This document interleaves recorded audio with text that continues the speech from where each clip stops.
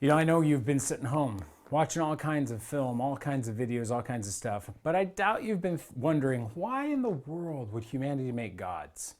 Well, in the ancient world and in every culture, gods have been made to try to control that which is uncontrollable.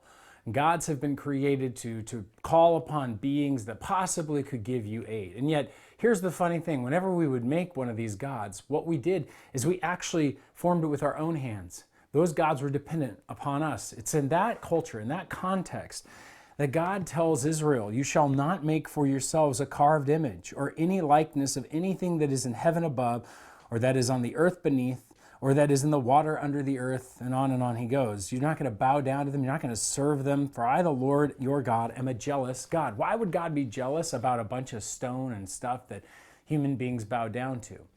Well, the answer is because God's the giving God. God's the loving God. God's the God who's made everything, owns everything, and gives us what we need.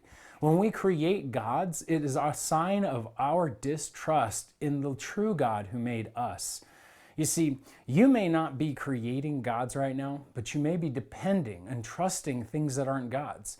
You may be trusting your finances. You may be trusting the quarantine. You may be trusting certain things to keep you alive and to give you what you need. But the bottom line is that we can't put those things before God. And we can't allow those things to suddenly become gods in our own lives, things that we go to control our circumstances. Today, what I want you to do is renew again that you're after God, the God who made you, the God of Jesus Christ, the one who gave us the command not to make silly gods with our hands, but to trust and depend upon Him. In a way, I'm asking you to do one thing. Surrender over to God all those things that you feel out of control. Surrender over to God today all of those things that otherwise you want to grab hold of. Surrender to God today everything that you want somebody else to take control, because He can. That's why He's God. If you do that and you trust Him like that, here's what He promises: that He'll show steadfast love to thousands of those who love me and keep my commandments. Now that sounds like something worthy of trusting.